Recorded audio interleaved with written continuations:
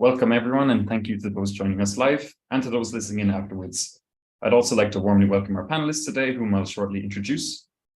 I'm Donncha Fitzgerald, honored to be co-chairing today's event on behalf of the FIP Technology Forum, together with Professor Stephanie Wang, who leads the Precision Medicine Special Interest Group in the FIP Board of Pharmaceutical Sciences.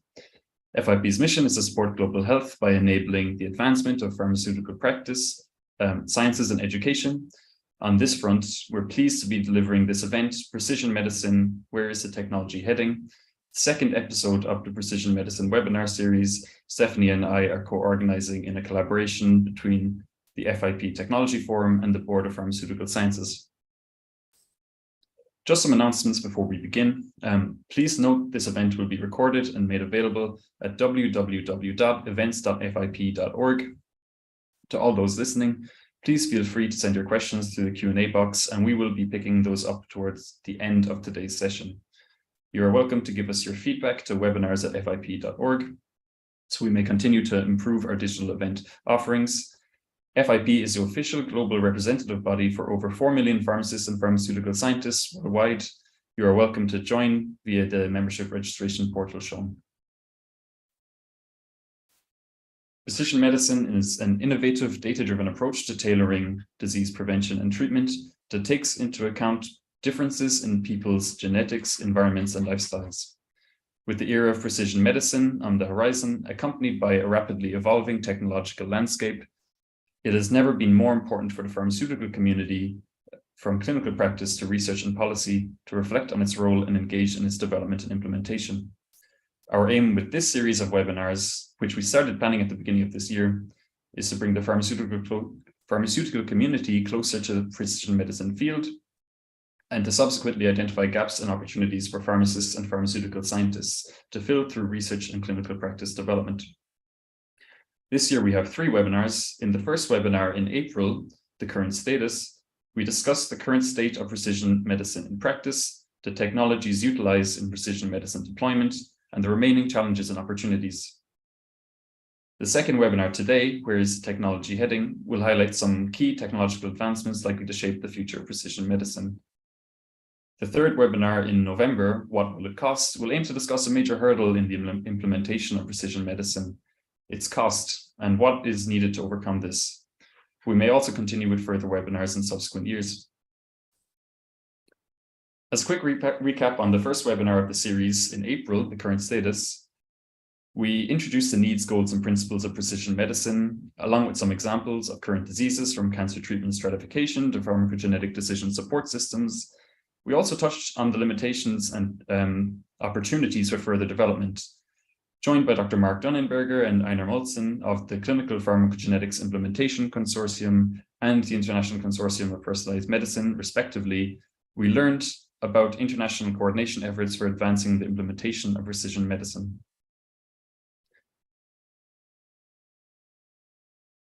Today, our objectives are to have an awareness of the ongoing technological advances driving the evolution of precision medicine. This is a vast and diverse field, but we will take the opportunity to gain insights into key areas of advancement, software development for modern biology, and high-throughput drug screening. We will also explore remaining challenges and future directions. Today, we have the great pleasure of welcoming guest speakers Dr. Wolfgang Huber and Professor Christoph Merten, who I will introduce shortly. First, let's have a glimpse at today's program.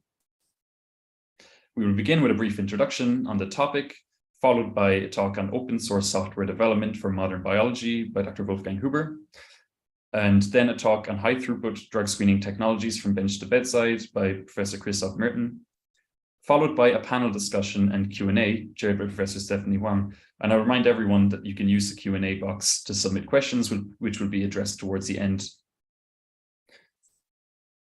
So the evolution of precision medicine is driven by a vast range of technologies advancing in parallel. Far too many to cover in a single talk, but it is interesting to take a look at how many areas it touches upon and to gain an appreciation for the interdisciplinary nature of the field, including biology, engineering, computer science, medicine, and pharmacy. Technologies for harnessing population-wide data for individualized treatment strategies have developed in genome-guided medicine, for example, pharmacogenomics, gene editing in cellular therapeutics, novel devices such as lab-on-a-chip microfluidics for biopsy analysis and drug screening, as well as discovering and accounting for biomarkers in clinical trials. Closely linked are technologies enabling strategies directly harnessing a subject's own data to individualize their own care, including diagnostic wearables and monitors, drug combination screening on a patient sample, 3D printed implants, as well as the innumerable applications of artificial intelligence in drug discovery and development, and in diagnostics and pathology. So why is now an exciting time for precision medicine? Well, the explosion of technologies in biology in recent years, from multi-omics to spatial data to high-throughput drug screening, is giving rise to a huge space for exploration and optimization of how we use these for clinical utility, and raises many questions for how we can do so how we can do so scalably and cost effectively. The next decades promise great improvements in healthcare, while we also must work towards ensuring it is accessible to all. We have particularly seen an explosion of technologies in quantitative biology, which has become known as the omics revolution. Not only can we measure each layer of the central dogma of molecular biology, DNA, RNA, and protein, but we can measure these at single-cell resolution and also in their spatial context. We can even measure multiple omics layers simultaneously with multi-omic sequencing technologies. We can also connect them with downstream phenotypic information, including how they interact with their environment, such as through metabolites, signal transduction, and cellular interactions. Alongside patient demographics and clinical features, such as comorbidities, lifestyle, and medication, the combined role of all of these layers in disease progression, drug response, and survival can be established. Of course, a crucial foundation to capitalize on the rapid expansion of biological data is equipping ourselves with the computational tools to understand them. In recent decades, there has been a large global community effort to do this, building on the principles of open science. On this end, we will now hear a talk on open source software development for modern biology from one of the key leaders in this effort, Dr. Wolfgang Huber. Wolfgang is a research group leader at the European Molecular Biology Laboratory in Heidelberg, Germany, where he develops computational methods for new biotechnologies and applies them to biological discovery and precision medicine. He has published over 170 research papers in basic biology, cancer, and statistical methods. He's also a founding member of the open source bioinformatics software collaboration Bioconductor and has co-authored 2 books on Bioconductor. Wolfgang obtained a PhD in theoretical physics in 1998 at the University of Freiburg and worked at IBM Research in San Jose. In 2000, before a postdoc at the German Cancer Research Center in Heidelberg, he joined EMBL to start a research group at the European Bioinformatics Institute in Cambridge, UK, before joining the newly formed genome biology unit of EMBL in Heidelberg in 2009.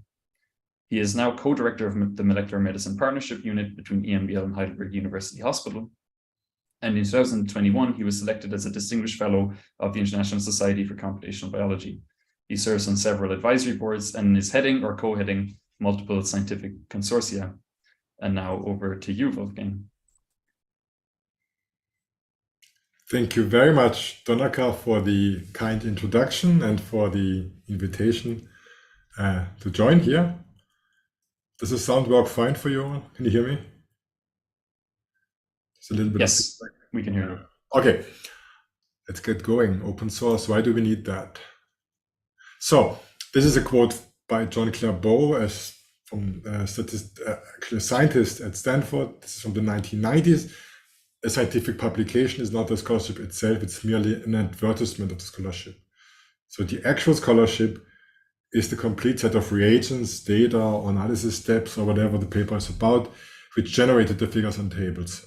So really bring the point home that the paper, the PDF that you see in Nature or Cell or whatever your favorite journal is just the advertisement, and the actual scholarship is, at least in most cases, something else like data or insights or method. And sort of that underlying thought drives the open science movement. This is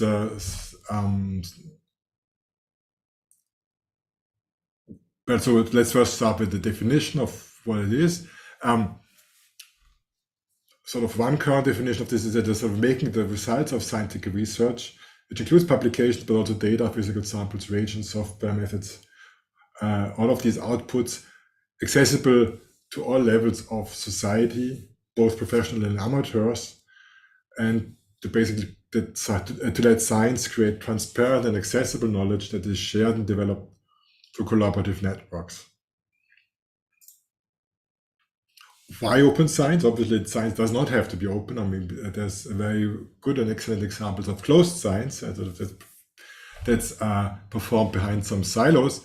The idea here is that open science indeed leads to better science. It's more transparent, it's more reproducible, it's supposed to be more credible and more useful for society at large. The efficiency is supposed to be increased with open science, and it also fosters diversity and inclusion by, for instance, removing silos, in and out clubs and whatnot.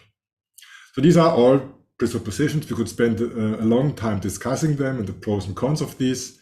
For now, just assume that we accept them as given, that basically by doing open science, in the end, the taxpayers who fund most of science, at least that's performed in academia and in institutes, get better value for this. We should also not kid ourselves. As a researcher, open science, performing open science actually is more work. It requires additional infrastructure and services, as you will see in the coming examples. This is something we need to take serious. I mean, we can't just say it, do open science and nothing else changes. It also means that probably there will be fewer projects, fewer papers, but better ones. And it needs additional infrastructure and funding. There's a global drive towards open science. So this is not something that a small group of Illuminati have come up with. So this is really pushed by the US government, by UNESCO, by the OECD, by the European Commission, by various other funders, basically driven by the reasons and ideas that I just mentioned. Just discussing as an exemplary open science approach. So this is run by EMBL, the host institute, both of myself and in fact of Donaka and previously of Christoph, the next speaker.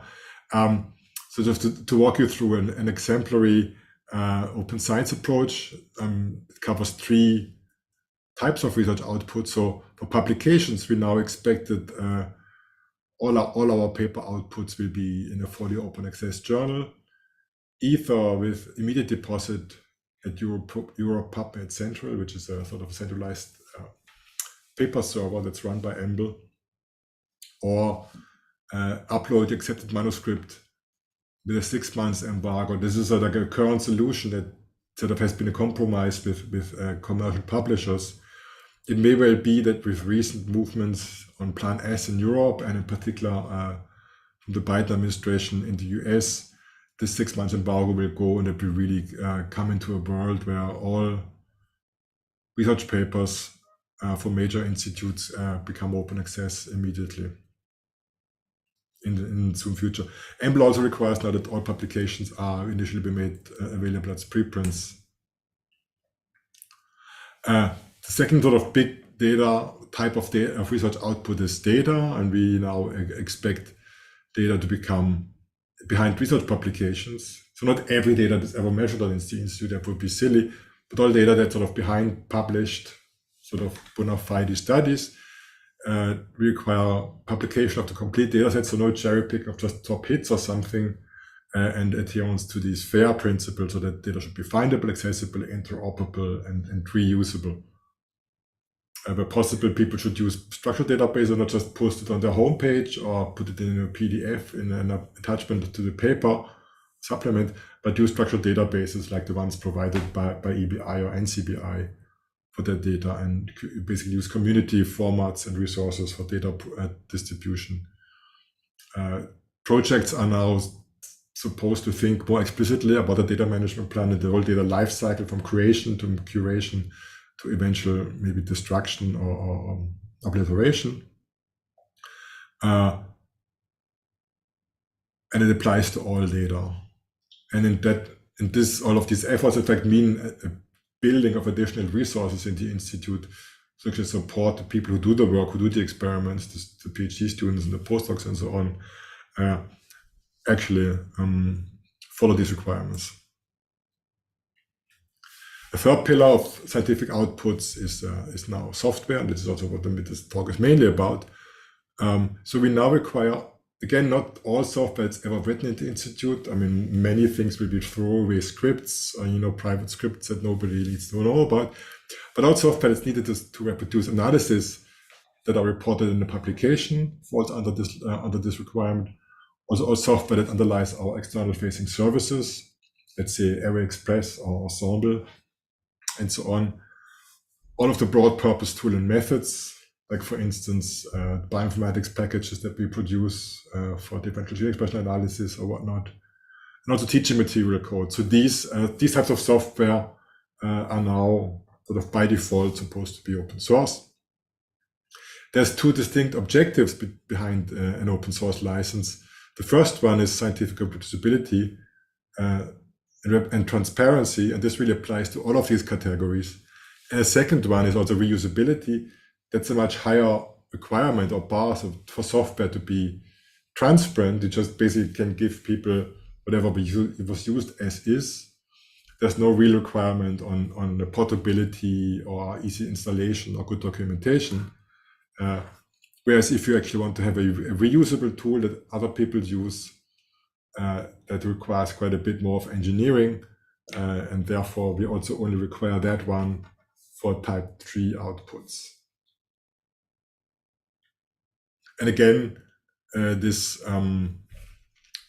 creates a lot of additional requirements and training needs on our staff, as well as common infrastructure, like for instance, version control system and continuous integration systems.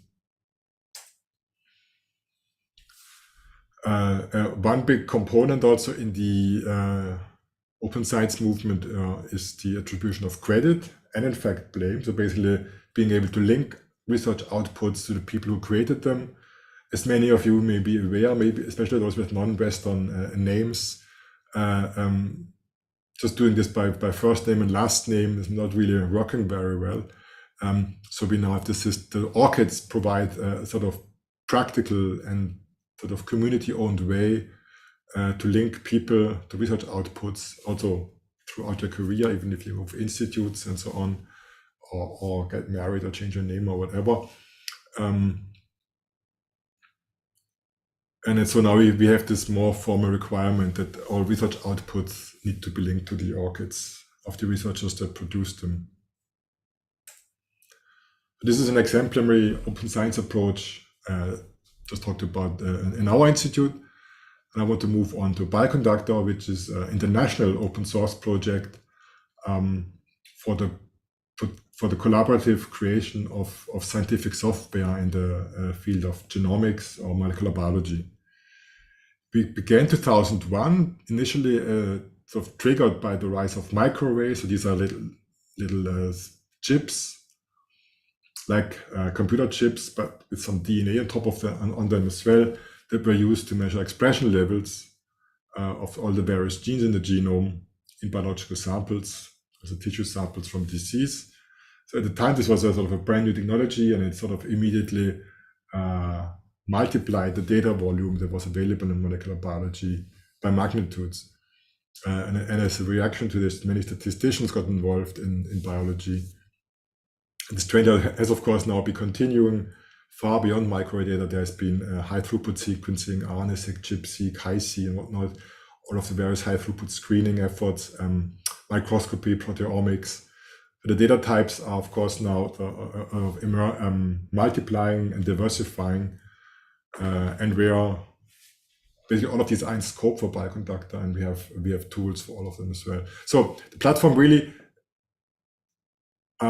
both fulfills the role of providing help to software developers to engage in collaborative development of methods, and I will come back to this, but also as a repository for users. It has these two different aspects: the input, who writes the software and how is it being written, and also the output, who needs the software, who uses it.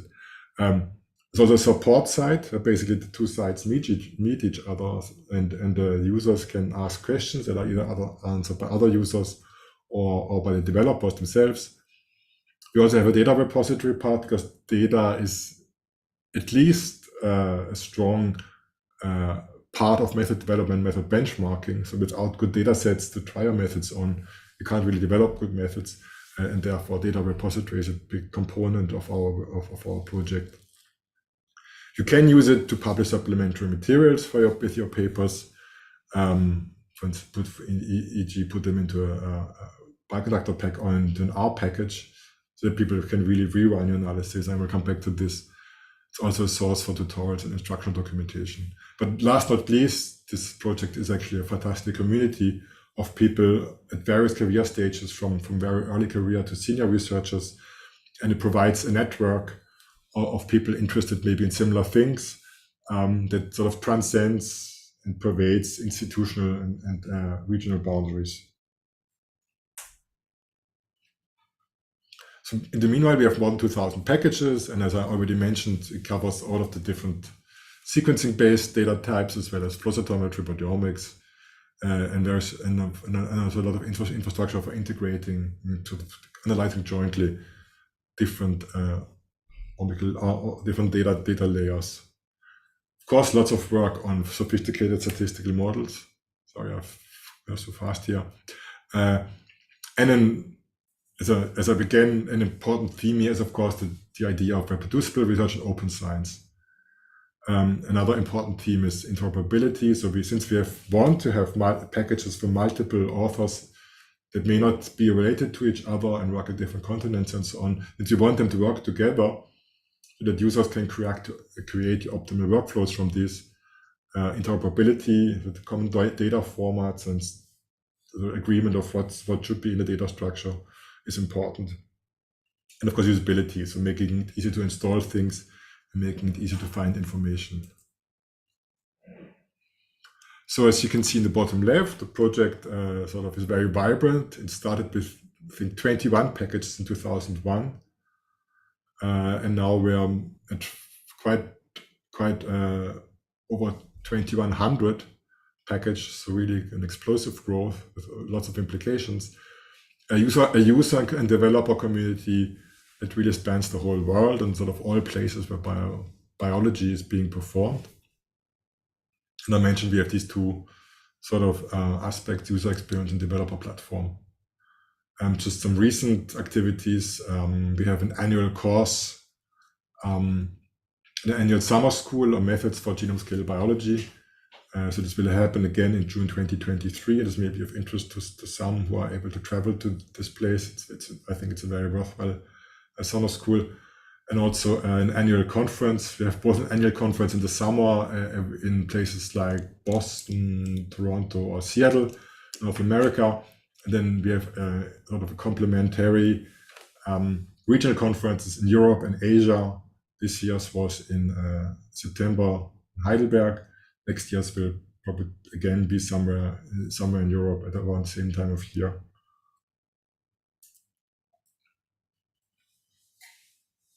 This is just sort of to enforce the importance of data management, data curation.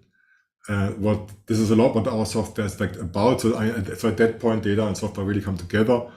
As you can see from this little meme here, of course, data it's not the same as data. The same raw data on the left is a mess and hard and really difficult to use.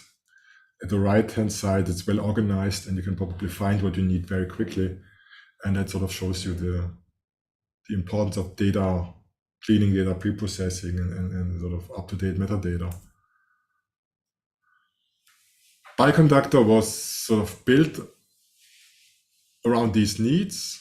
And as I mentioned, has these two different sides: the user experience. So people who want to use the software and solve their problems, they should find the best tools on the planet to address their tasks. So the best mathematical ideas, the best statistical performance. The method should be easy enough to install. So for instance, on Bioconductor, basically installation is we know that it's straightforward on all three major operating systems, so Windows, Mac, and Linux, because we do it every day ourselves in an automated script. And therefore, if you have a sort of regular installed computer with these platforms, you should also be able to install the software right away. And this is, in fact, more for many people really a straightforward experience. And also we have high requirements, standardized requirements on documentation.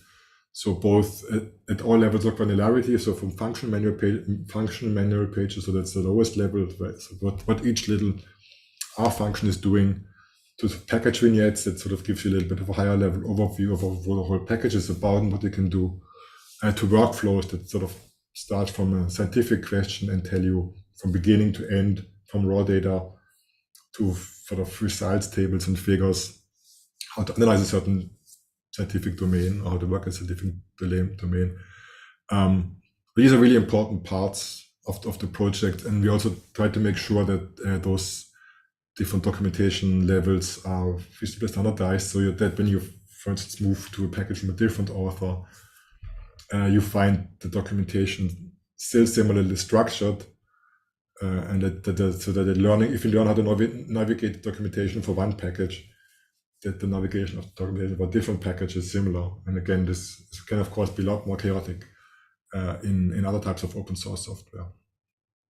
At the same time, we want to provide the developers on which everything rests, which come from an open and sort of spontaneous and not really centrally funded or directed community.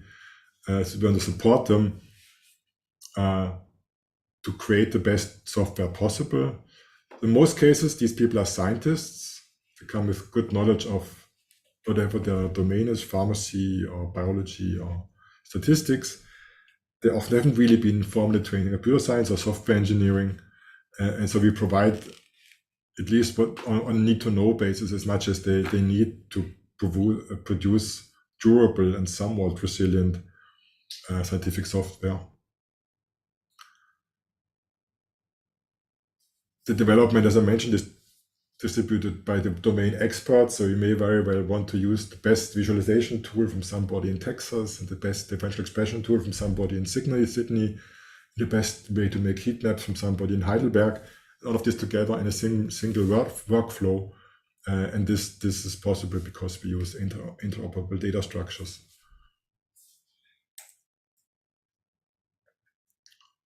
So here's, again, some of these points. One nice thought here, that we really in this way want to lower the barrier of entry to analysis. So sort of break down the wall between data that maybe used to be traditional in biology, between data producers, wet lab biologists as it was called, and dry lab biologists who were analyzing the data. And there was some kind of sort of thought wall between them.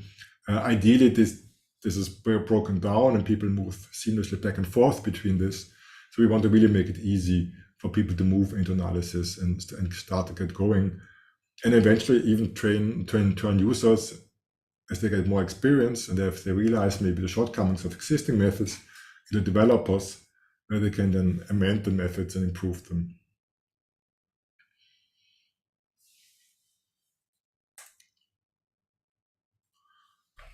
I also wanted to use this opportunity of this talk to highlight one of the recent textbooks that I co-wrote, as Donaka mentioned.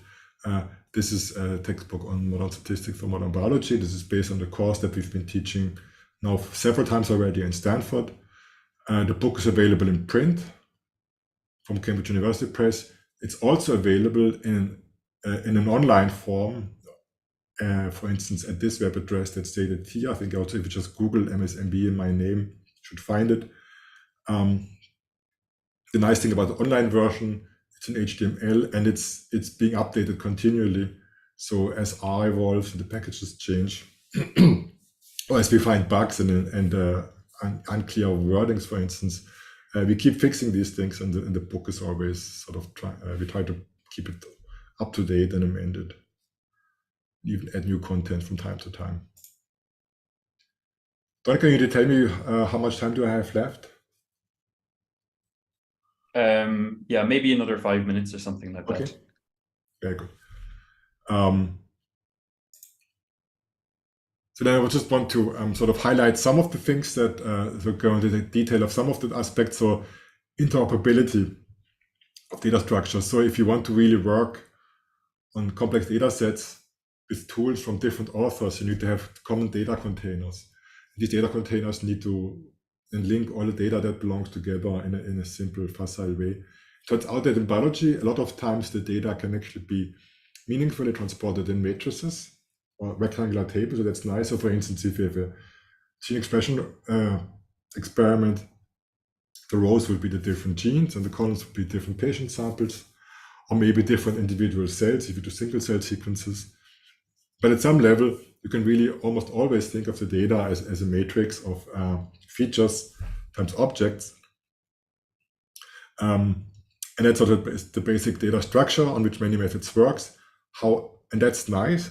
However, there's often rich knowledge about the samples and about the rows, about the columns and about the rows. So for instance, the gene identified, there may be gene identifiers that go with each row, but they may also be nucleotide sequences that were really used for the probes, and other information about those features that you want to sort of keep tightly with the data structure.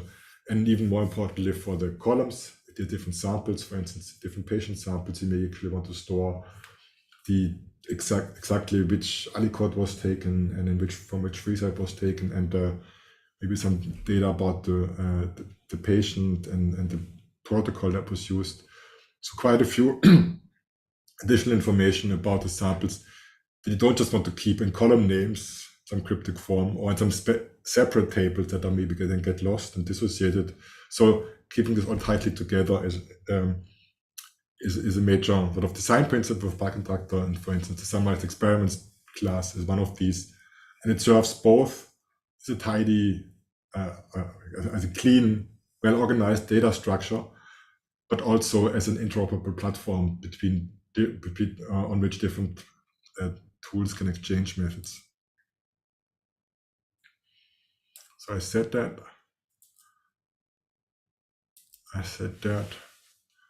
I want to highlight the support forum. This is really a nice place if you have questions for using the software. We can sort of start using it very, very quickly. You will have questions.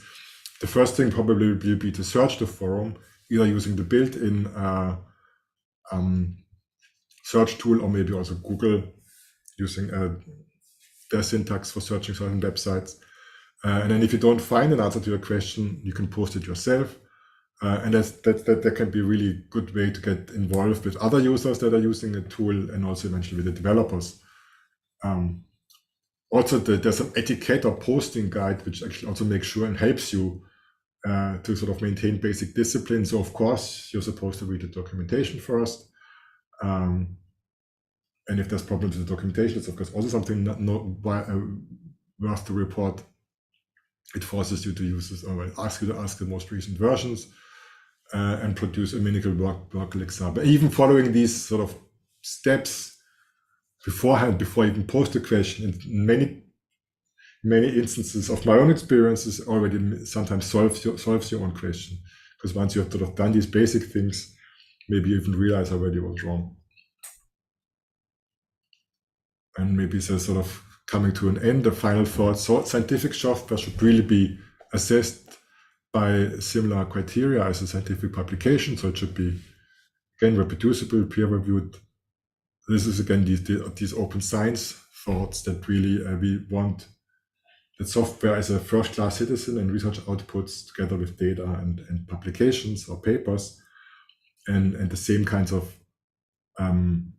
requirements and ideas should apply to it, including the reproducibility. I mentioned peer review, which implies obviously that there's open access, open source. That software builds on the work of others, so that we have interoperable systems, so that you don't reinvent the wheel. I mean, just as well as with papers, we don't want people to exactly redo what already have some. Sometimes reproduction is fine, and a few times, but in general, of course, science is supposed to do new things, so that we don't just repeat things for repeating's sake. And in the same sense, we don't want to re-implement the same software all over again. We don't want everybody to implement linear regression. But if there's a good implementation to do this, we use it and then do something more interesting on top of it. And sort of the same thoughts. Don't reinvent the wheel. Try to use shared component and only really write software that's new and doesn't do anything that hasn't already been done.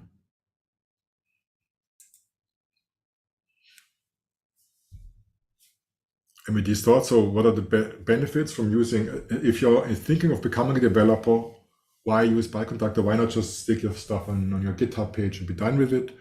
So basically, even though there's an initial learning curve, it pays out, it's worth it. You will get standardized and powerful data structures for data sets that you can reuse and that can talk to other people's tools, for instance, for I/O and data pre-processing, or for downstream analysis or data submission. You also have good support for writing documentation and support for supporting your users, for instance, with a forum. This is a far more scalable way of supporting users than, for instance, than answering private emails. You get free code review when you submit the package. You get the package system that builds the package on all operating systems, so you don't have to worry yourself whether your thing that you may be implemented in Linux also runs on somebody's machine in Windows. The daily checks and continuous integration, also with dependencies. So for instance, if an upstream package that you use changes, will your code still work? We check it for you for free. There's a version control system. There's a release and devel discipline that helps you organize your work cycles. Why are? I guess we can discuss this, or we can discuss this at a different time. Basically, with this, I'd like to thank many members of my team and my collaborators that have contributed to the thoughts that were expressed here over the years, as well as you for your attention. Thank you very much, Wolfgang. So thank you, Wolfgang. Next week, I'll just send a reminder that questions can be submitted in the Q&A box throughout the talks, and we will get to them in a panel discussion afterwards. Another exciting and pivotal area of technological advancement is high-throughput drug screening. Due to the often limited size and quantity of clinical samples, much of this has been fueled by advances in the field of microfluidics, an engineering field which is concerned with the precise manipulation of fluids on a microscale to enable complex assays with small quantities of reagents. We will now hear from a leading player in this field, both academically and more recently entrepreneurially, Professor Christoph Merten. Christoph's lab develops droplet microfluidic systems for antibody discovery, personalized medicine, and genomics. Christoph studied biochemistry at the University of Frankfurt and did his PhD at the Paul Ehrlich Institute in Langen, Germany. After a postdoc at the MRC Laboratory of Molecular Biology in Cambridge, he moved to the Institute de Sciences at d'Ingénieur, forgive my poor French accent, Institut de Sciences et d'Ingénieur Supramoléculaire in Strasbourg, France, where he became a junior group leader in 2007. Christoph then joined the European Molecular Biology Laboratory in Heidelberg, Germany as a principal investigator from 2010 to 2019. Since 2020, he is a professor at the Swiss Federal Institute of Technology in Lausanne and also holds an adjunct scientist position at the Ludwig Institute for Cancer Research. In parallel to his academic career, Christoph has gained significant industry and entrepreneurship experience. He successfully commercialized microfluidic technology for genomic applications, collaborated with Big Pharma, and worked for many years as a consultant in the microfluidics industry. In 2017, he became the scientific founder of VLabs Therapeutics. Currently, he is launching a second startup based on a personalized therapy platform enabling to test drug combinations directly on tumor biopsies. So over to you, Christoph. Thanks a lot, Donica, for the very exhaustive introduction. I will quickly go through this in the slides as well. So let me quickly introduce what we're doing and where we're doing things. So Actually, right now I'm talking to you from a building on the main campus of EPFL at Lake Geneva. So we are based in the engineering department. And here we do tech development, meaning we build instruments, we design microfluidic chips, and we develop control software. But then we actually have a second laboratory, which is on the campus of the University Hospital of Lausanne. So this is about like 5 kilometers from here. There's a cancer research center where we also have access to cancer research groups and of course samples, and where we also collaborate in the context of the Ludwig Cancer Research Institute with other people to derive T cells that are specific in killing cancer cells. And last but not least, Donika already mentioned that a couple of years ago, we have founded a startup in Heidelberg where actually microfluidic technology is used for antibody discovery. And I will quickly show you a little bit on everything in the following slides.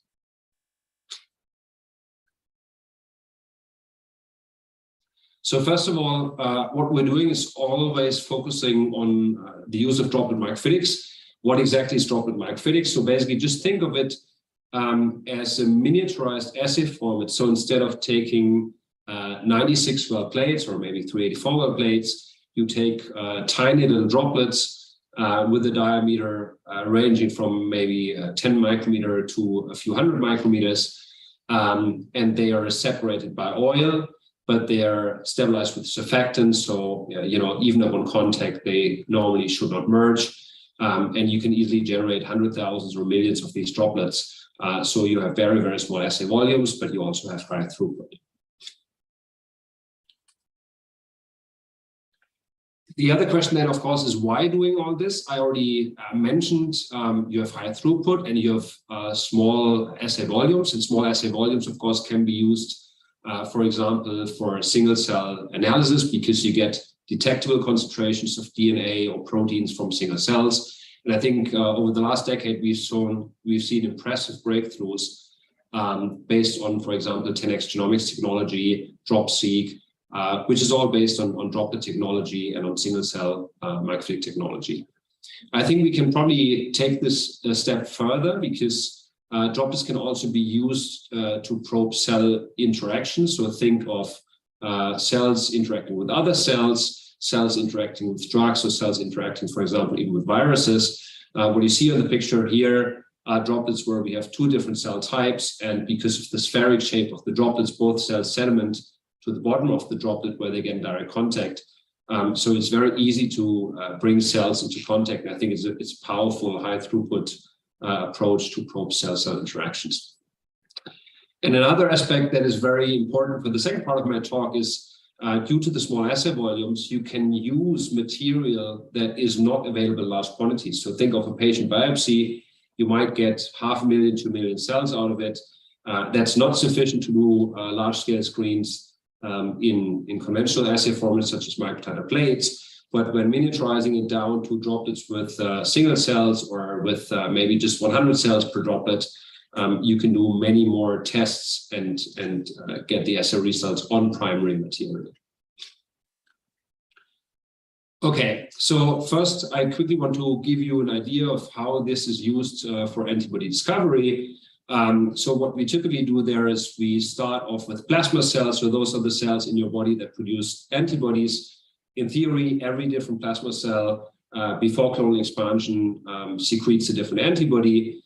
So, you have millions of different antibodies in your blood. And the question is, which antibody has some desired therapeutic properties? To answer this question, you can take plasma cells from humans, from, for example, disease survivors, or as well from immunized animals. You can then encapsulate them into microfluidic droplets on the single cell level, together with, for example, a second cell type, the target cell, on which you want to test the effect of the antibody or any other assay reagents. And what we typically do is we couple a fluorescence signal with the desired therapeutic property. So imagine that a droplet turns green, or the cell inside the droplet turns green, when the antibody secreted by the plasma cell has the properties that we are interested in. So there could be modulation of a receptor, induction of apoptosis, or simply binding specifically, for example, to cancer cells.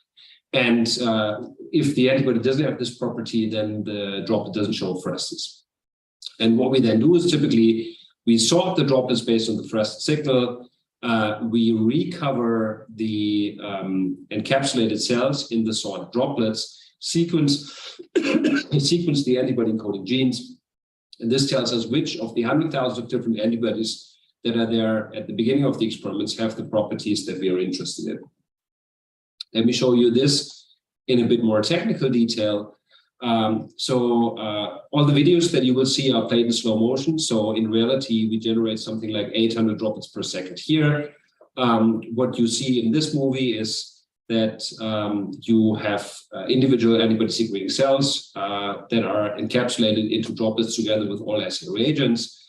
We then incubate those droplets for a couple of hours off chip to allow for efficient production of monoclonal antibody in each droplet. But in each droplet, you will have a different monoclonal antibody whose properties you want to test. After this incubation period, the droplets are then re-injected into a second microfluidic chip where you can optionally perform a droplet fusion step. So think of this as the equivalent of a pipetting step on the bench, just in a microfluidic format. So you see the large droplets, those are the pre-incubated droplets that are coming from the right. We then have small droplets that allow us to add additional reagents or substrates to the droplets. After this step, which can also be performed high throughput at about like 100 droplets per second, the droplets are then flushed through a long channel network to allow for a second on-chip incubation step. So it takes the droplets roughly 20 minutes to get from this droplet fusion step through all the channels to the sorting device. And at the sorting device, we space out the droplets and we then sort them based on the fluorescent signal. So what you see here is a laser focused on the microfluidic channel. Nowadays, we typically have like simultaneous color analysis. So we measure the fluorescence in different channels. Whenever we measure a fluorescent signal of interest, then we power an embedded electrode and we can pull out individual droplets. So it's very important not to mix this up with a FACS sorter. A FACS sorter is much faster, more sensitive than what we have here. But a FACS sorter typically sorts solid particles such as cells or beads, whereas what we sort here are assays, right? So in each droplet, we have two different cell types, soluble antibodies, soluble reagents, and we can pull out everything together. So I will not go into any specific application here, but as mentioned in the beginning already, we have founded a startup a couple of years ago. I'm not involved in the daily business anymore, of course not, but people have achieved quite a few things. So 5 years after the foundation, this company has about 30 full-time employees. And what I show here is a poster from a recent conference where they announced that together with Merck, they have been able to select an antibody that modulates CD3 in an agonistic way. So this technology can now really be used in the real world to discover new drugs, or drug candidates at least. I now want to switch gears completely and talk about personalized therapy. So historically, we all know that this classical one-fits-all therapy did not really work out for cancer because cancer is very heterogeneous and you have the development of the resistances. So then, of course, an obvious idea is that you stratify patients and patients get the drug that works specifically for them.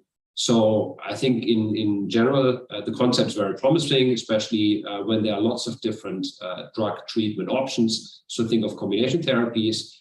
But of course, what's required are efficient assays for predicting which treatments works best for a given patient at a given point in time, right? So this is the hard part. And let me quickly summarize what is out there and what has been done. So what is used already in the clinic and even quite successfully is the use of biomarkers So, think of specific sequence markers that tell you if a patient is likely to respond to a drug or not. There are commercial kits available for that. Actually, Foundation Medicine claims on their website that that 6% of all metastatic cancer patients in the US are tested with one of their companion diagnostic kits. So that's quite powerful. It's successfully used for an increasing number in the clinic. But the drawback is that biomarkers are available only for a subset of drugs and tumor types.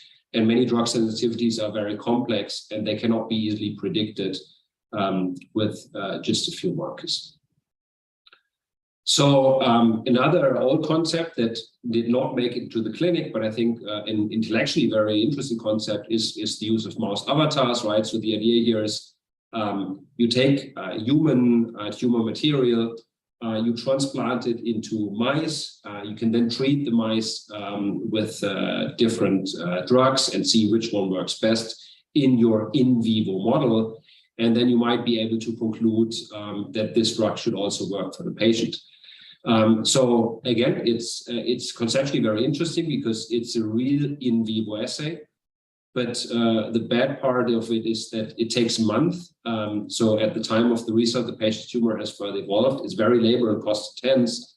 And it's not applicable to immune therapies, which become more and more important, simply because when implanting human cells into a mouse, you of course have to suppress the immune system. This is probably one of the reasons why tumor organoids have become much more successful. So there the idea is you take patient material and you grow little 3D structures such as tumor organoids, which resemble the in vivo situation much better than 2D tissue. The nice thing is it's scalable, so you can produce thousands of those organoids and you can test many different conditions. There's a growing interest also from large pharma industry. For example, Roche has recently opened a center where they make use of these technologies. It's scalable, so you get sufficient throughput. But on the downside, organoids are grown from a small subset of cells and cultivated for weeks. So, there might be a bias due to selection of specific clones or adaptation. Again, it takes weeks to months to get the results, and it's still kind of quite labor and cost intense. So the very best model, of course, would be to take tumor cells directly and test drugs on them. But the problem with this is that typically when, for example, taking a biopsy, you don't have enough cells to test lots of different conditions, having lots of replicates for each condition to get statistical power. So, for example, in a 96-well plate, you typically use 20,000 cells. A tumor biopsy gives you around 500,000 to 1 million cancer cells, so you cannot run, many different assays. And this is exactly where I think microfluidics can make the difference, because you can miniaturize things drastically and you can run assays at a format where you use only 1 to 100 cells for each condition that you test. Of course, there are also lots of challenges. So one challenge is how can you encapsulate different drugs into different droplets, how to determine if cells respond to drugs in droplets, and how to mimic the in vivo situation best. And this is a little bit what we have addressed recently together with partners. And I quickly want to guide you through this. So a couple of years, we started setting up a platform for personalized combinatorial cancer therapy. So this is a collaboration with Julio Saez Rodriguez, who is a professor in Heidelberg, and he's doing bioinformatics.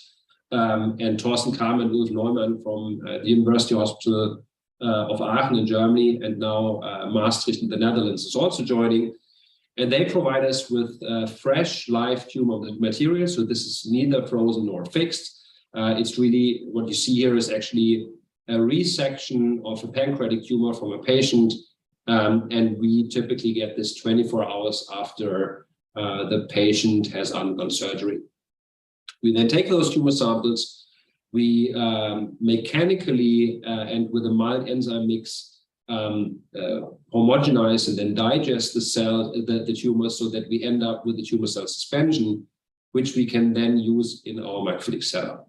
And we have developed a microfluidic chip that allows you to co-encapsulate cancer cells from the patient, about 100 cancer cells per large droplet. Large for our standards, the volume is about half a microliter. And these cells are encapsulated into the droplets together with systematic combinatorial mixtures of approved drugs. And actually, a fluorescence assay that indicates if these drugs induce apoptosis in the patient's cancer cells. We then store all these droplets in a sequential fashion overnight. So what you see here is a tubing on a reel. The tubing has a length of about 6 meters. We can store about 3,000 to 4,000 of those droplets in that system in a sequential fashion. The next day, we perform the fluorescence readout, and that tells us which of the applied drug combinations induce apoptosis most efficiently in the patient's cancer cells. And the big advantage here is you get results within 24 hours, so it's quite fast. The consumables costs, even in the lab, are fairly low. So per patient screen, we pay less than $150 US, which is much less than what you pay for routine clinical procedures such as an MRI scan, for example. And actually, the setup here is target agnostic, so there's no need for biomarkers. So this work started long ago when my group was still at EMBL. We are now kind of continuing this here in Switzerland with a different team, so 2 postdocs and a microfluidics engineer, and they are pushing that forward. So I first show you some data that we already got in 2018. So basically, what you see in the upper plot is tumor growth in xenograft mouse models. So mice growing human pancreatic tumors treated with different drugs. So first of all, in blue, you see what happens if the mice are treated just with a vehicle. The tumors get larger and larger and larger, and then you have to sacrifice the mice. If you treat those mice with gemcitabine, which is the standard care treatment for pancreatic cancer, you can see that you reduce the growth of the tumors, but they still grow. So you do not really control tumor growth. And then what you can see in purple is a combination of 2 kinase inhibitors that turn out to be hit in the microfluidic in vitro screens. And what you can see is that when treating the mice with this drug combination, the tumor size remains largely constant and is significantly lower as compared to the standard care treatment. On the bottom, you then see results from human patients, but their tumors were just processed for purely analytic purposes, not to kind of guide any therapy. So those are colorectal cancer patients who were at different stages. You can see that the results are quite different for the different patients. So that tells us that we need a personalized approach. And what you can also see is that gemcitabine in the first row together just with media, so this is the single drug control, doesn't seem to be particularly potent, at least in our in vitro assay. Whereas in the microfluidic setting, we always find drugs or drug combinations that seem to be much more potent. So again, this is just advocating for a personalized approach. So we then did a couple of follow-up studies, and I'm not going through all these, but I want to show you one highlight, and that is after we had worked on this for a couple of years, the clinical doctors approached us and they said they in the clinic have a case where a patient is suffering from a tumor of unknown primary origin. Me not being a medical doctor, I was quite surprised that this exists, but it seems that up to 5% at the clinic cancer patients are suffering from tumors where the origin is not known. And that of course makes it very difficult for the medical doctors to define a treatment. And this patient had been treated as first-line treatment in the clinic with a combination of 5-FU and oxaliplatin, but unfortunately, this first-line treatment, failed. And then we had the chance to get a sample from that patient, and we ran the microphilic screen. And you can see here a heat map of different conditions that we tested. On the left, you see controls. So this is in no way a hit. But actually, Anna Grab, a postdoc carrying out these experiments, she observed two things. So first of all, the first-line treatment that was used in the clinic also turned out to be without any effect in our in vitro screen. But then she could see that other drug combinations, always combinations of gemcitabine with a second drug, seem to work quite well. And the combination of gemcitabine with cisplatin seemed to be most potent. So given that this patient needed a new therapy, and that we anyways only tested FDA-approved drugs, the patient was then indeed put on this therapy that was suggested by the in vitro screen. And I want to quickly show you some results. So this is actually an MRI scan of the patient after the failure of the first-line therapy. And the medical doctors keep telling me, based on the contrast that you see here between the metastasis and the surrounding, you can conclude that these metastases are supplied with blood, so you have vital tumor tissue. And now I'll show you a picture of the patient after the patient had been put on the second-line therapy that turned out to be very efficient in the in vitro screen. This is now a CT scan. This is why the color scales are a little bit different. But you can see that the metastases are, not particularly bright anymore. That does not mean that all the tumor tissue is dead, but it at least shows that the tissue is not as vital as it was before. And while this is maybe a little bit difficult to recognize, there's another marker for how the tumor is behaving, and this is what I show you here. So this is again an MRI scan of the patient after the failure of the first-line therapy. And you see lots of liquid in the peritoneum, which you see here as a white region. So this is liquid that doesn't belong there at all, and it should be there, but it's quite typical for cancer patients that are at an advanced stage. And then the therapy was changed, and 3 months afterwards, you see a CT scan here, and you can see that all this liquid, has disappeared completely.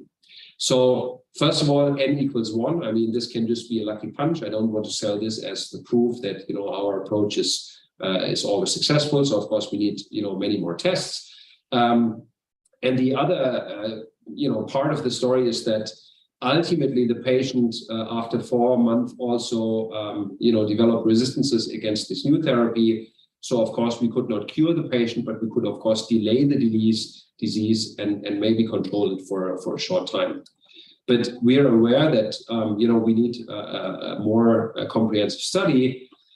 So we've teamed up with the Institute for Clinical Cancer Research in Frankfurt, and we're organizing a clinical trial with a cohort of 120 colorectal cancer patients, a randomized study. So 60 patients will be treated according to standard care, and 60 patients will be treated according to the microphilic predictions, and we hope that we can see a good correlation between the prediction in our system and the clinical outcome later on. And together with the colleagues from Aachen and also with colleagues here from Lausanne, we of course do further individual therapy attempts outside of the clinical study. So those are no large cohorts, and of course those are only patients for which standard care therapy failed. Let me quickly show you how the technology has developed over the years. So just recently, we published a paper where basically instead of having a phenotypic readout that just tells us if the cells go into apoptosis or not, we get transcriptomic data, and actually transcriptomic data for 420 different treatment conditions in a single experiment. And the way it works is that we again encapsulate cancer cells, in this case a cell line, so that's an early on study, into droplets, in this example at the single cell level, and then we co-encapsulate systematic pairwise drug combinations. And what we additionally do is we encapsulate 2 barcode fragments, each barcode fragment encoding one of the 2 drugs. The barcode fragments are ligated inside the droplets. So here you can see the structure of the barcodes much better. And what you finally end up with is basically a poly-T primer with a barcode for the first drug in the droplet and a barcode for the second drug in the droplet. And what you can then do is you incubate the droplets and the cells with the different drugs, in this case 420 different treatment conditions. Afterwards, you lyse the cells, you amplify or you reverse transcribe the mRNA, then amplify. That means you get the barcode incorporated into the cellular cDNA. You can do a pooled sequencing, and based on the barcodes, you can still kind of deconvolute the data and see how the transcriptome looks for the 420 different treatment conditions.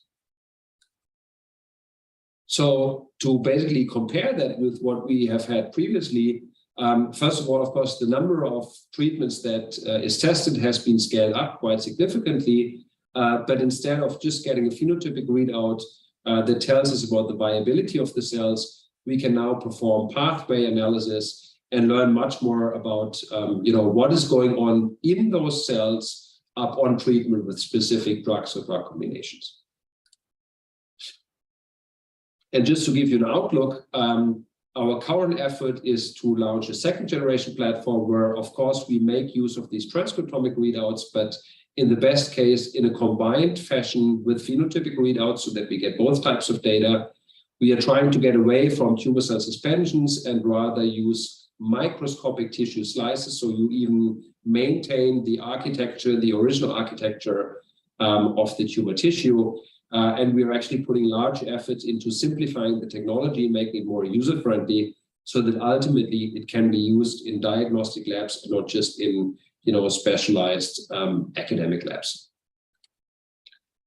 And maybe to link back a little bit to biomarkers, which I showed in the beginning, the way we imagine that is that we currently launched a startup company which will give devices and test kits to accredited diagnostic labs. The diagnostic labs will screen the patient material and then send the data in anonymous form back to us. The data will be analyzed on our side, and then a therapy recommendation is given back to the diagnostic lab and hence to the hospital. And doing it this way, so basically splitting the data acquisition and the data analysis, has a couple of advantages. First of all, we circumvent a couple of regulatory hurdles because the software that makes the therapy prediction is only used on our side. But what we also get is, of course, a lot of data, right? So we believe when doing this for larger number of patients, we get a rich resource for the identification of new diagnostic biomarkers, for drug sensitizers and things like that. And with this, I'm at the end of my talk, and of course want to thank the people who've done all this work. I've not done any of these experiments, so thanks to the people who started with all that at EMBL. Thanks to the people who have taken over here at EPFL. Thanks to the funding agencies, and also to people at Veraxa who I think have done a nice job. And thanks a lot for your attention. Thank you very much, Christoph. Okay, so now we move on to the panel discussion. So I will hand over to Stephanie. A reminder that you can submit questions in the Q&A box, and we will get to many of them during the panel discussion. All right. Well, thank you, Wolfgang and Christoph, for those wonderful speech. So I guess to start the question, given this is FIP is a pharmacist-related world organization, we got pharmacists from all over the world. Let's backstep a little bit. How can pharmacists be involved? I mean, all of these technologies are really advanced, and it really is getting to the time to help patients. But there's so many different technologies being developed every second in the world.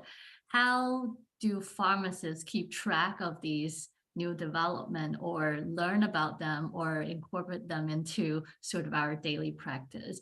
Just want to pick your brain and get your insight on how can people in the healthcare role to get involved and learn about these technologies, and to know when is a good time to start trying out or implement these things. Just want to get your thoughts about that.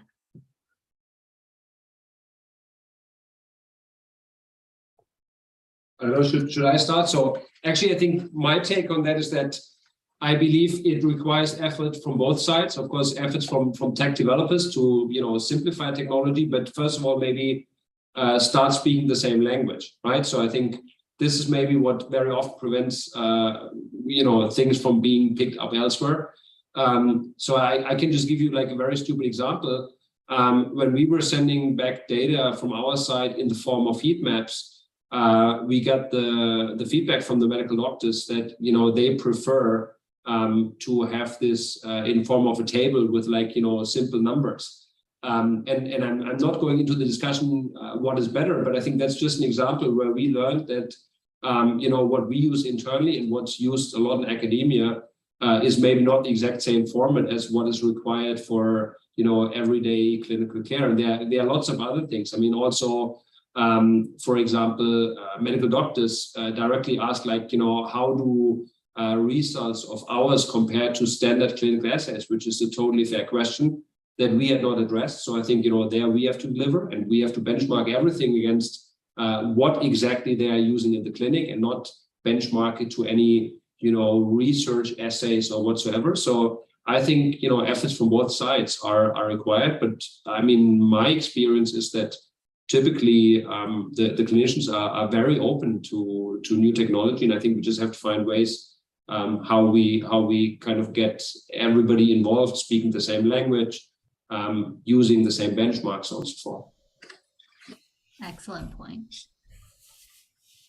I mean, everything that Christoph said, I would confirm or sort of reinforce. In addition, it's just a positive note. I mean, it's a luxury problem. You should be happy that there's this progress. I mean, the opposite, everything just staying the same would be much worse. Very true. I see a question in the chat box. I think it's more towards Christoph. This is related to tumor heterogeneity, because tumors are well known to have high heterogeneity. When you employ technology like these droplets and treat it with different drugs, one would assume different droplet will behave differently. How do you generalize those sort of variety of different results into a therapeutic decision towards a whole tumor? It's an excellent question. And I think I get this question whenever we submit any paper or whenever I present this to medical doctors. So I think, it's a very valid question. So for example, for the platforms that I've shown here, we of course have lots and lots of replicates. So in that platform where we have about like 100 cancer cells per droplet, we typically have about like 15 replicates. For the single cell assays, we have 500 droplets that contain the same drug.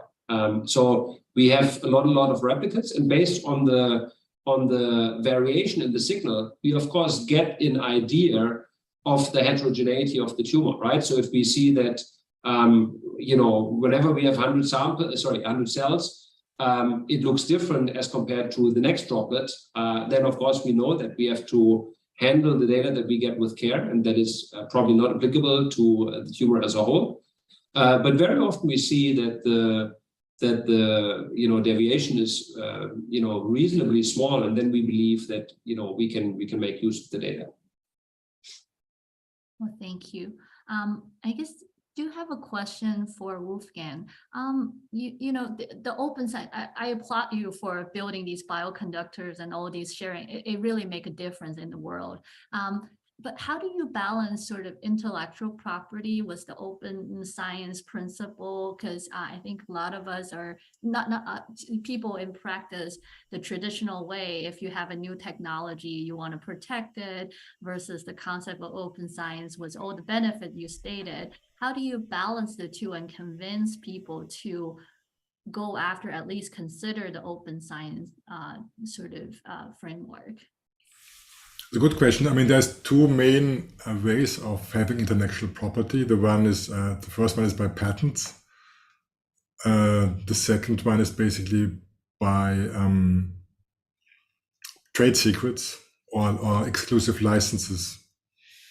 So I think patents are great and fine, and one should certainly pursue them. I think for methods, it can be really hard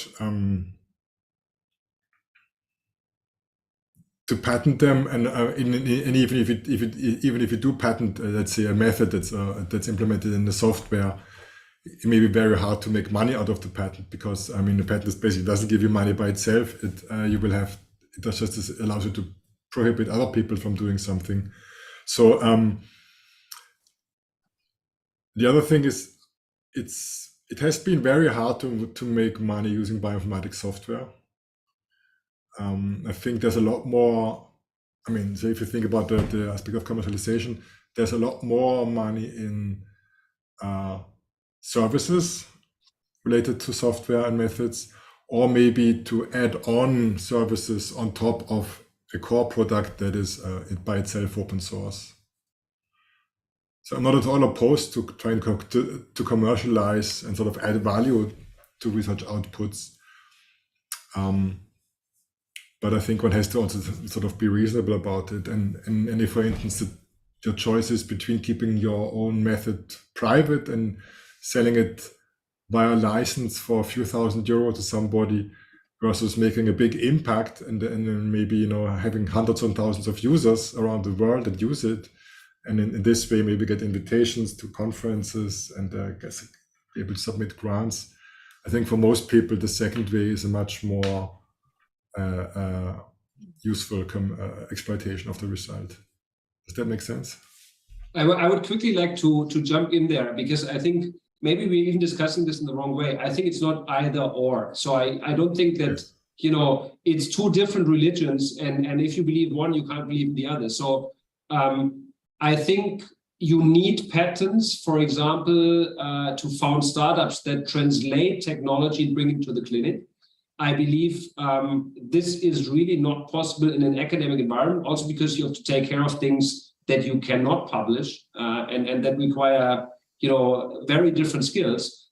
But that does not at all prevent from sharing your results fully open with an academic license, right? So I fully support all these academic initiatives for open science sharing protocols. We do this.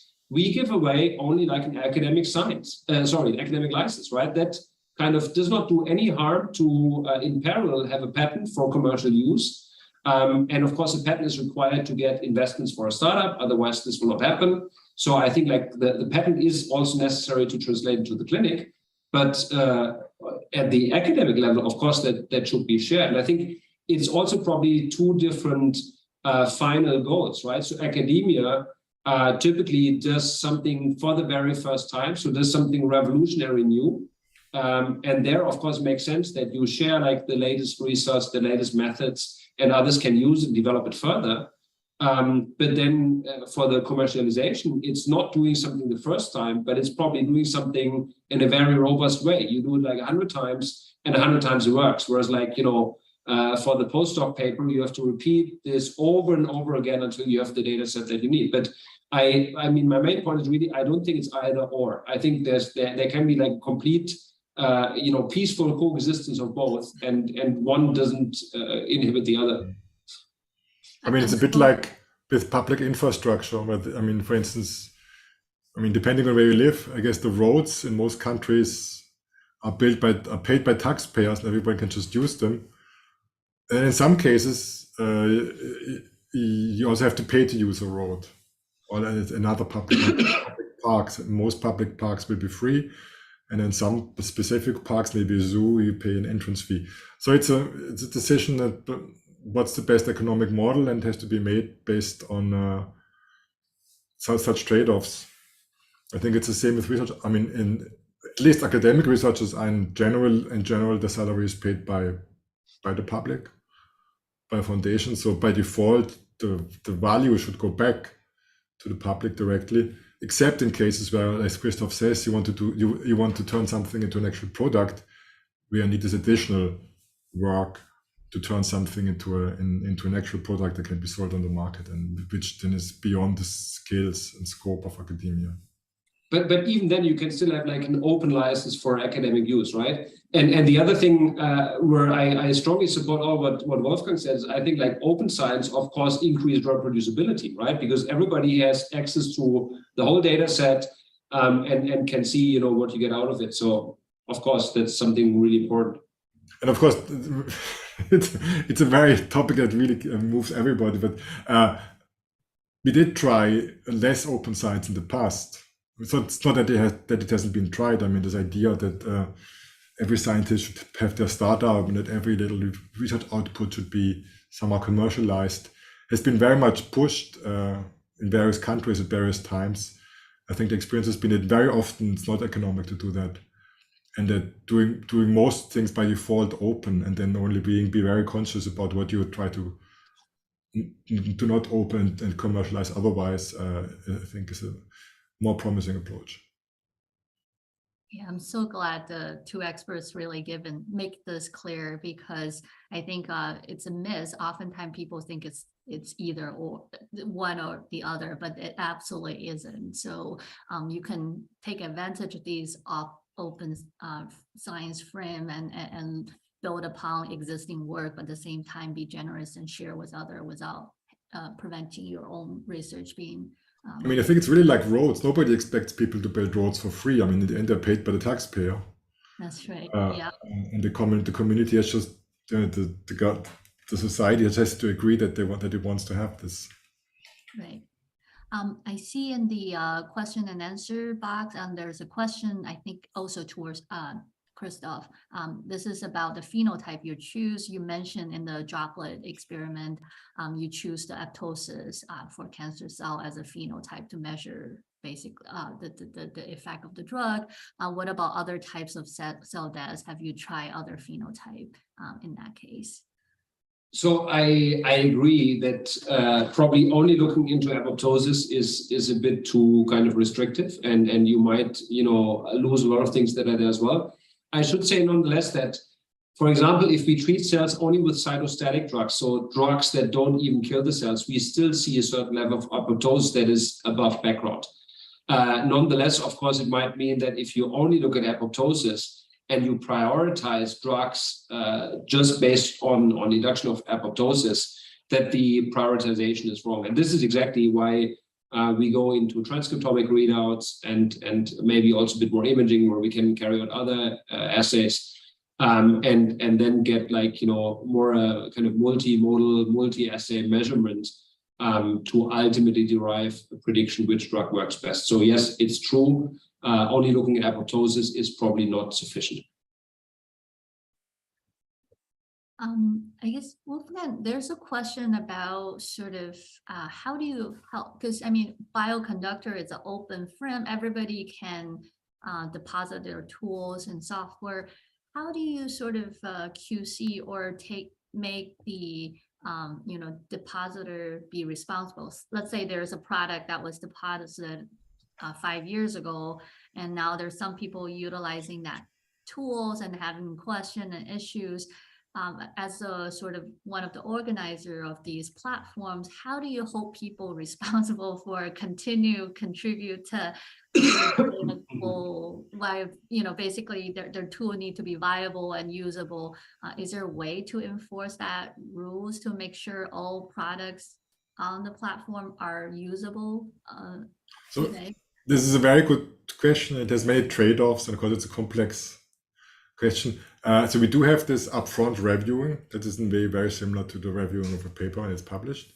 Right. Once it's online, there's a continuous testing of the package that it keeps building, and it keeps passing what's called RCMD check and BioC check. So there's some automated testing to make sure that the package still builds and works. We encourage developers to include as many tests, tests as possible, so that if something breaks, for instance, if some dependency changes and suddenly the computations don't match anymore, that this is caught. Otherwise, we don't really enforce. And of course, there's a support forum, and then if somebody asks a reasonable question and the maintainer So, I mean, one thing is we have a named maintainer, so you can't just submit something, using an anonymous Gmail address and then disappear. There has to be an actual person behind each package with a sort of plausible real name. If somebody just keeps not responding at all to those public questions about their package, at least they're publicly shamed and named, and then they can deal with this. We don't then further follow this up. If a package does fail the formal automated tests, it is eventually kicked out. Also, I guess if we noticed that there was some kind of really bad things going on, like theft or fraud, we would also be able to exclude such packages afterwards again. But in the end, it's also the responsibility of the author. I mean, the author keeps the copyright, they keep the intellectual property of this, they keep the credit for the package. They also need to keep the blame. So if they put something out that doesn't work very well, I mean, they're the person that put out something that doesn't work very well. I mean, so we don't take away people's positive credits, but then we also don't necessarily want to take away people's negative credits. That's right. I guess one more question for Christoph. So you comment on this beautiful example of applying this technology in oncology therapeutic area. Do you envision this being applied beyond the oncology realm? Again, our audience are from representing diverse, area of expertise. Oncology, clearly there's an indication, but do you see your technology be applicable towards other therapeutic area? So, I would be open for suggestions that maybe, I have missed. To me, it seems like cancer is the most obvious target, especially when we deal with kind of combination therapies.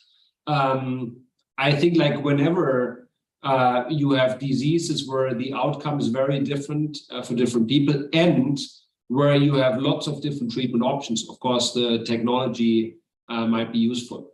One thing that we also have in mind is using it in what I would call a reverse mode. So we use it to determine the very best drug for a given patient, right? But you could use it the other way around. I mean, we all know many clinical trials for new drugs fail, not because the drug is bad, but simply because the wrong patient cohort has been selected, right? So we could run it in the mode that we say, we have like only one drug, and instead of testing hundreds of different drugs, we test hundreds of different patients, and then basically see where this one single new drug could work, and then potentially show that for specific cohorts, a new drug can be very efficient. Whereas if you just kind of take an averaged random cohort, you might not be able to show with statistical power that there's any benefit. And there have been examples like this in the past, right? Excellent answer. I think will wrap up our QA session, and I will turn it back to Donata. I want to take this opportunity to thank all our speakers for such an informative and very, very exciting session. Thank you very much, Stephanie. I would also like to sincerely thank our panelists, Wolfgang and Christoph, and also you, Stephanie, as a co-chair and our co-organizer, helping make this event possible. And I would also really like to thank all of the other contributors to this event at FIP, including Susanna Kusinova and Mila Turkenberg. The recording of this episode will be made available on events.fip.org. Last but not least, I would also really like to thank all of you for attending and showing an interest in this exciting field. Be sure to evolve and progress a lot over the coming years, so do keep an eye on it. So thank you very much, and good day or good night to you all.